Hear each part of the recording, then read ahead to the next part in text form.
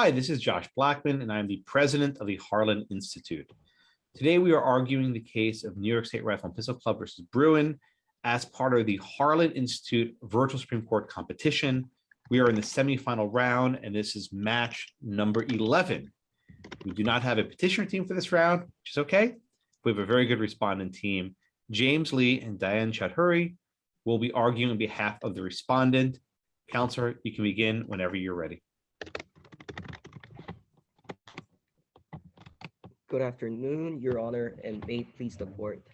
My name is James Lee, alongside with my co-counsel Diane Chowdhury, and we will be representing the respondent Bruin in today's case. The petitioner, Robert Nash, applied for an unrestricted license by citing that he had recently had strings of robberies in his neighborhood and that he had completed the advanced firearm safety training course. Petitioner Brendan Coach similarly applied for an unrestricted license for self-defense, citing his experience in the safe handling and operation of a firearm, and also had training courses completed. However, they were denied the unrestricted license to carry a firearm in public because they could not demonstrate the proper cause to carry a firearm in public for self-defense. Then they brought suit against the respondent Bruin to challenge the New York's proper cause licensing scheme's constitutionality. We ask this court's rule in favor of the respondent for three reasons. Firstly, looking at the New York law's history, its extension of the state's interest for public safety, and lastly, the reasonableness of the proper cause of the New York's licensing scheme. We determined that the New York's regulation over the Second Amendment right is indeed constitutional.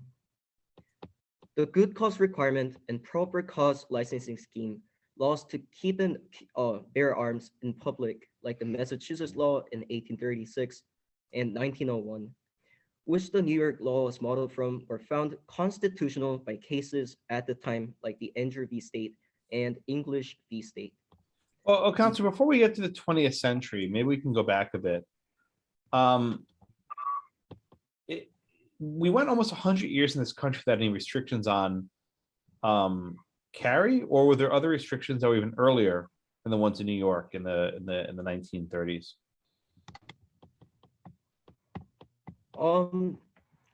There were restrictions on carrying and keeping and bearing arms, but I do not think there were any regulations on anything other than keeping and carrying arms. Can you give us what some of those, what some of those restrictions were?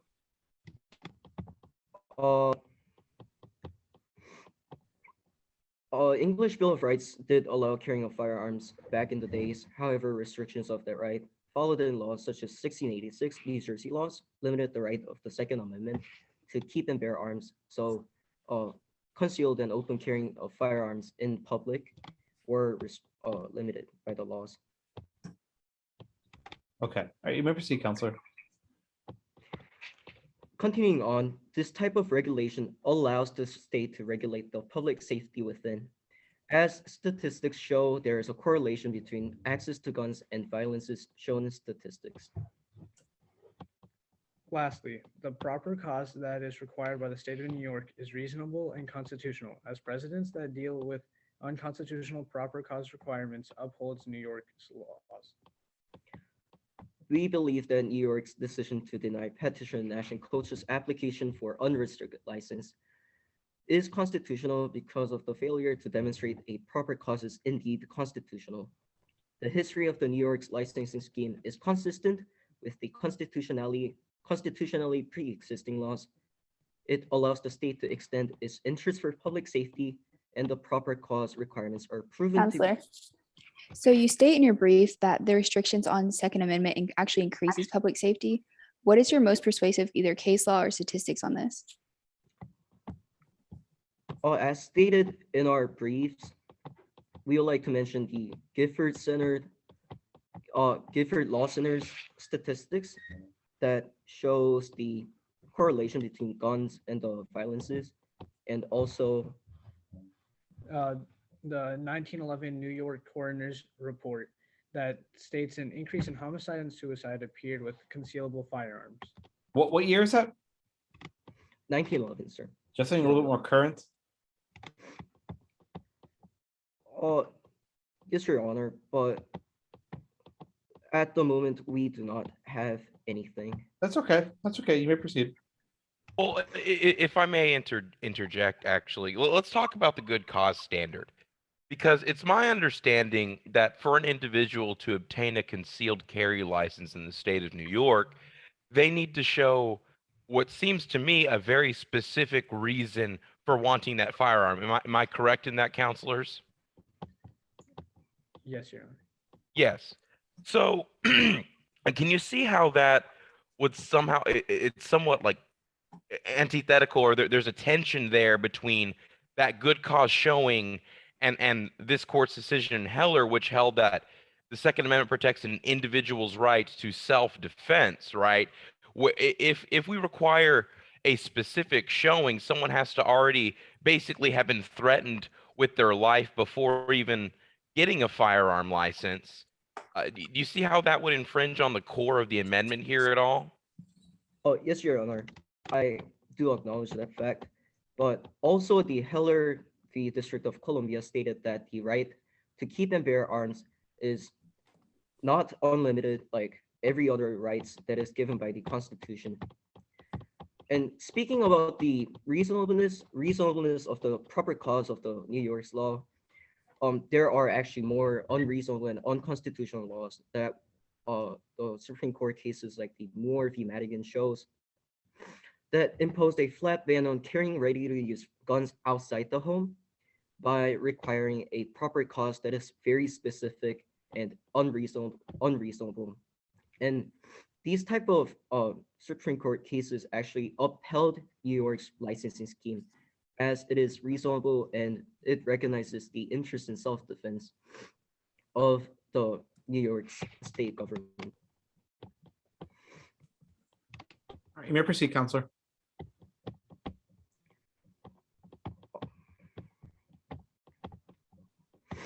Continuing on, the District of Columbia law under consideration in District of Columbia v. Heller banned handgun possession by making it a crime to carry an unregistered firearm and prohibiting registration of handguns, and by requiring lawfully owned firearms unloaded and disassembled or bound by a trigger or lock or similar device. And again, Your Honor, this is the primary example of unreasonable and unconstitutional regulation on the right of the Second Amendment right to keep and bear arms. And this court also upheld the New York's licensing scheme as it is found constitutional by, as we've mentioned before, Andrew v. State, English v. State, Heller v. District of Columbia, and many other Supreme Court cases. Counsel, what tier of scrutiny should we apply in this case?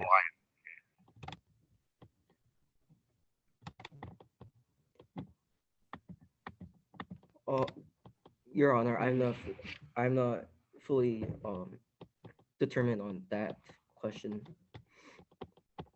Okay, we proceed.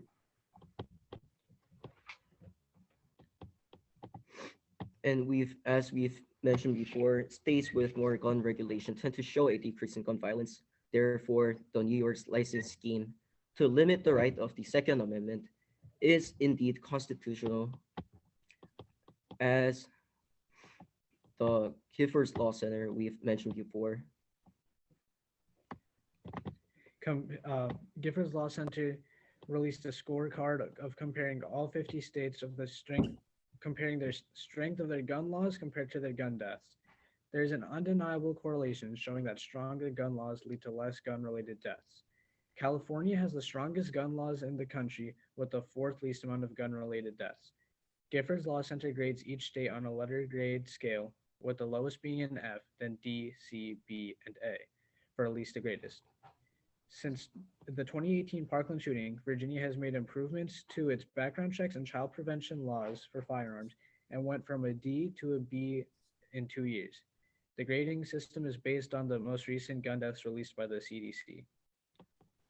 Also, to add on to this argument, a 1911 New York's coroner office, as we've mentioned before, stated that the New York legislature should seek to craft a licensing solution that would lead to a decrease in these deaths. and statutes governing firearms and weapons are not desirable as ends in themselves. Such legislation is valuable only as means to the worthwhile and end of preventing crimes of violences before they occur. So let me ask you a question. Heller discusses sensitive places, and it says that the government can ban the carrying of firearms in sensitive places. How would you define this term, sensitive places? Any sensitive places that are acknowledged by longstanding prohibitions of firearms, such as the schools, public places, or private properties, would be defined as a sensitive places, Your Honor. Well, what about the subway in New York City? Would the subway be a sensitive place? No, Your Honor, since somebody may need to require self-defense in the subway with a bunch of people around. What about, say, Yankee Stadium? Would Yankee Stadium be a sensitive place? Yes, Your Honor, since the Yankee Stadium is private property. Uh-huh. What about a college campus in New York City, Manhattan? Would that be a public place? Sensitive place? Yes, a college would be considered a private place since it is a school where But it's a public university. I'll change the facts. It's a public university in Manhattan. Would that Yes, be a, Oh, sorry, Your Honor.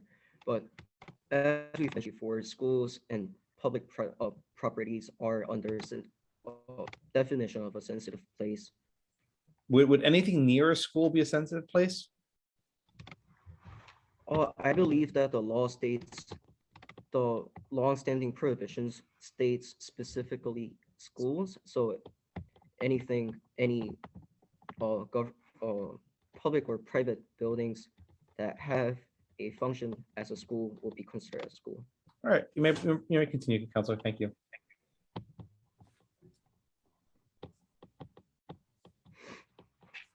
In contrary to the petitioner's argument that New York's licensing scheme law gives a blanket prohibition on the right to carry firearms, for in their views only small subset of the people protected by the Second Amendment are permitted to carry firearms in public, many precedents demonstrate the actual examples of blanket prohibition that are distinguishable from New York's licensing schemes and show that New York's gun regulation is not considered to prohibit the right given by the Constitution to the majority of the people.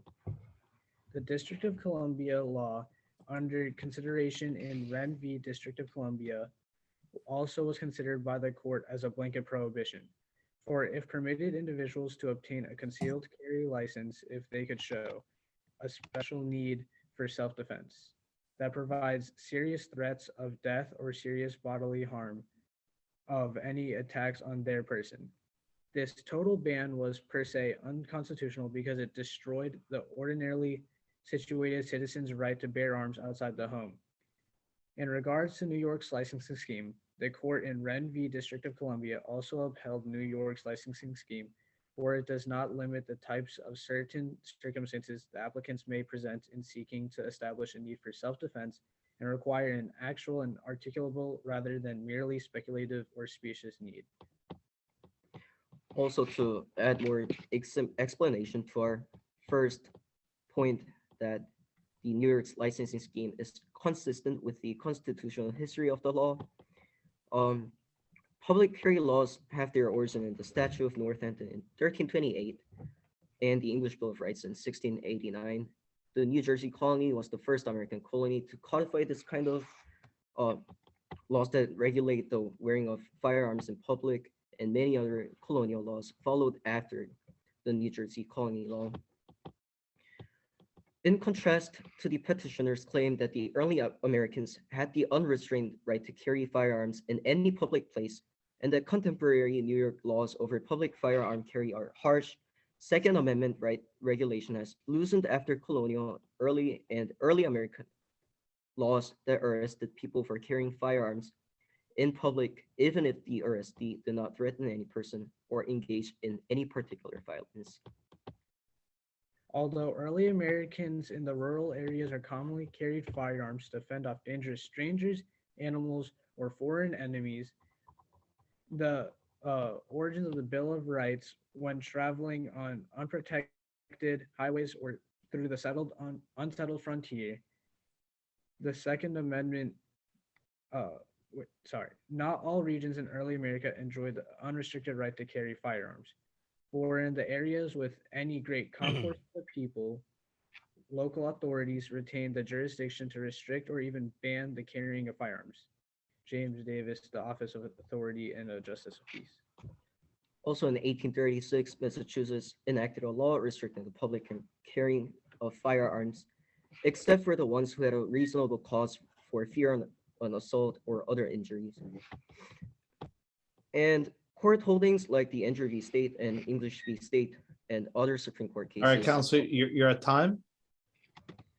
Thank you, All Your right, Honor. thank you so much. What you're doing is not simple. It's very hard. And we're asking a lot of really tough questions.